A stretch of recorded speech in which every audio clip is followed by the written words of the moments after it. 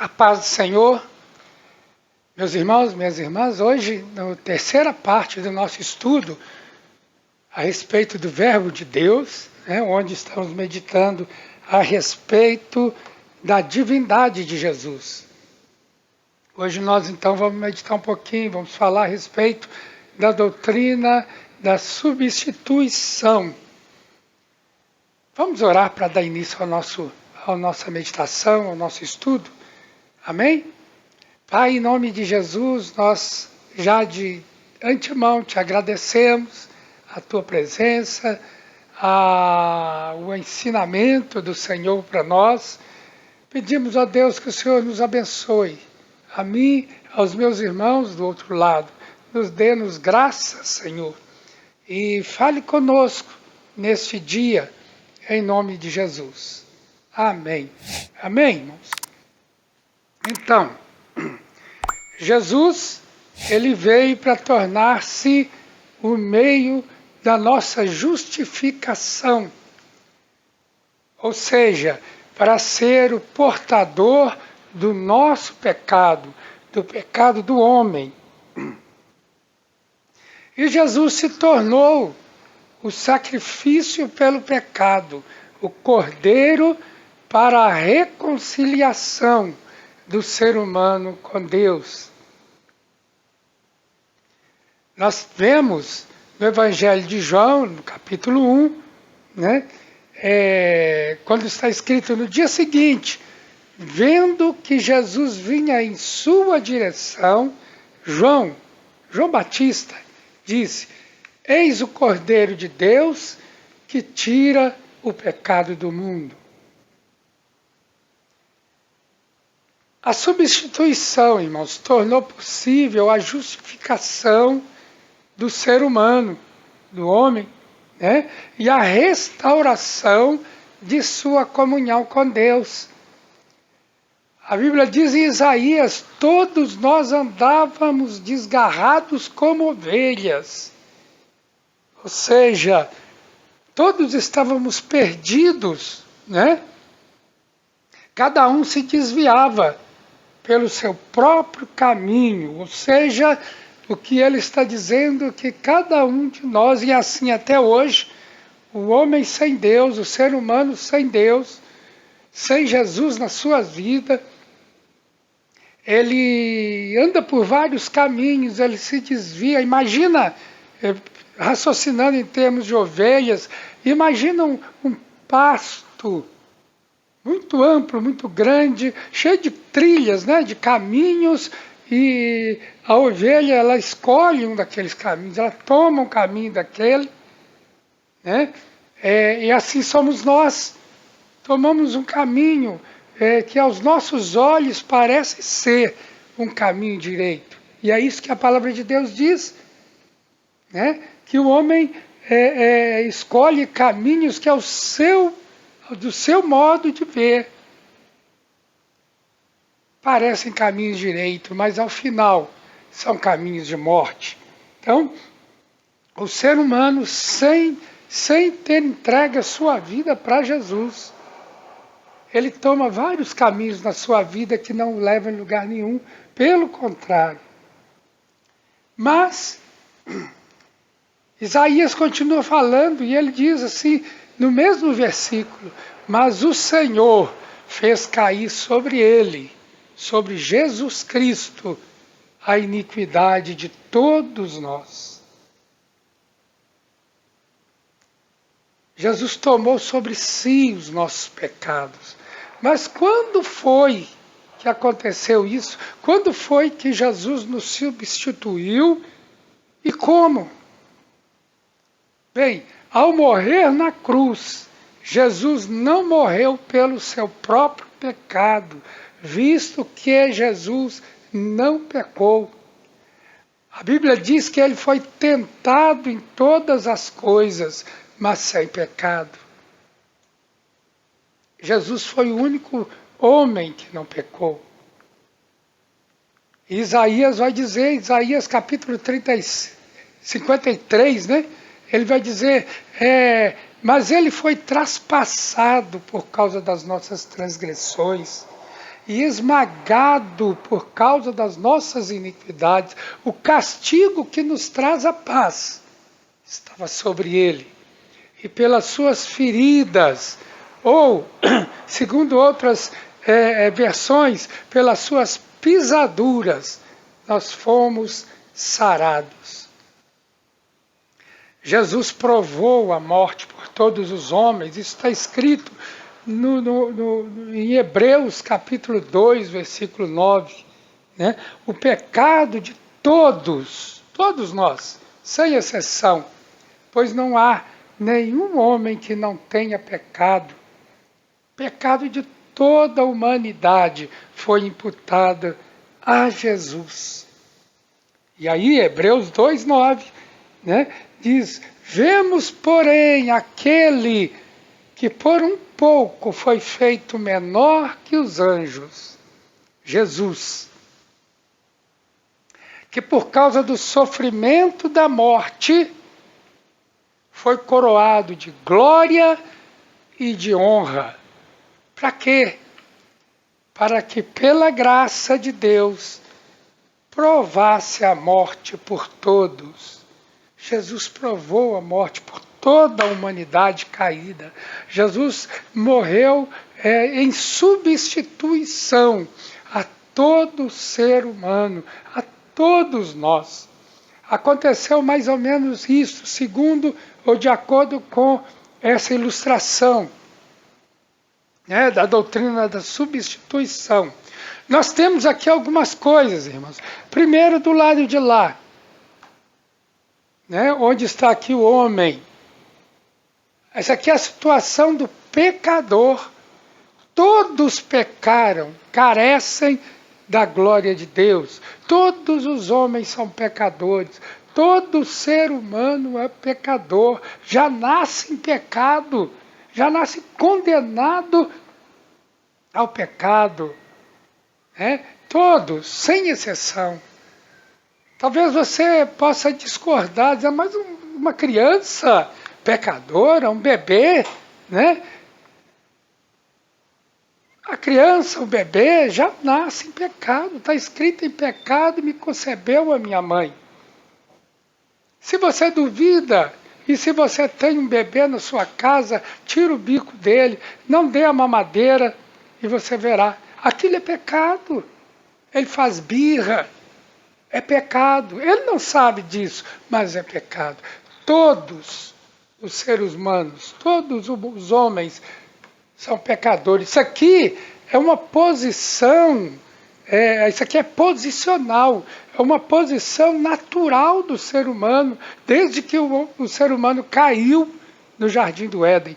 Em contraposição a essa, nós temos do outro lado, debaixo da palavra santo, essa parte azul aqui, totalmente santo, e só um pode estar nesse lugar: Jesus.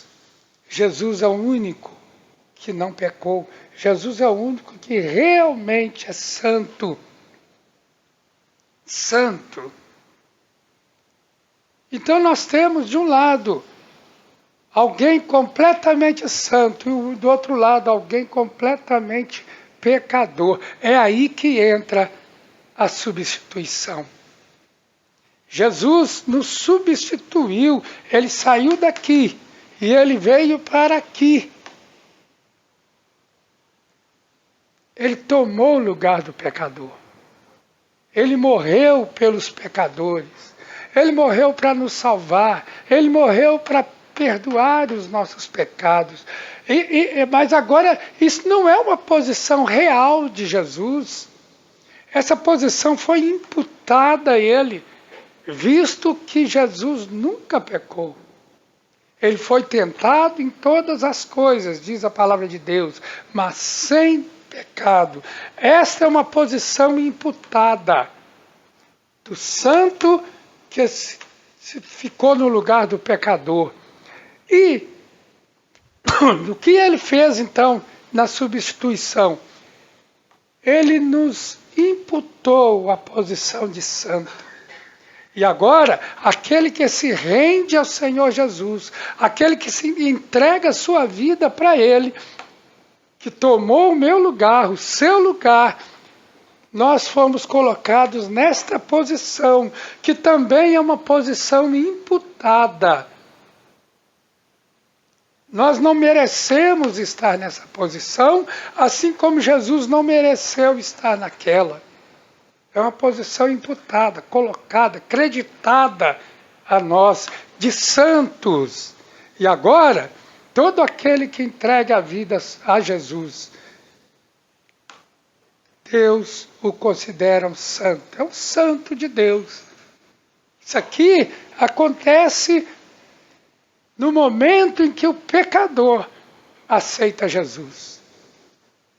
E assim se cumpre o que está escrito em Hebreus 12, 14. Lá está escrito: procurem viver em paz com todos. Ou, nas outras versões, segui a paz com todos. Né? Procurem viver em paz com todos e busquem a santificação, sem a qual ninguém verá o Senhor.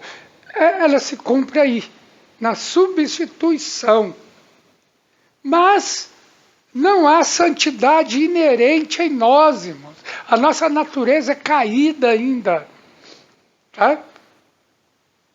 Essa santidade é uma santidade imputada por Deus. Por isso a palavra de Deus diz, em 2 Coríntios 7:1, portanto, meus amados, tendo tais promessas.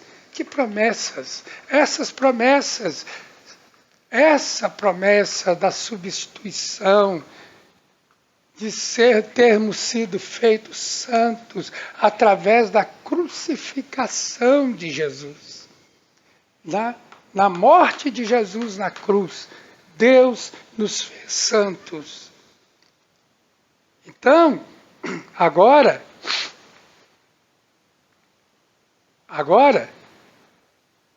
tendo essas promessas, do perdão dos pecados e de ser um com Cristo, de herdar o céu, ser co-herdeiro com Cristo, ser herdeiros de Deus, sendo tais promessas de ir para o céu, né, de estar salvo, de ter seus pecados perdoados, de ter sido feitos santos por Deus.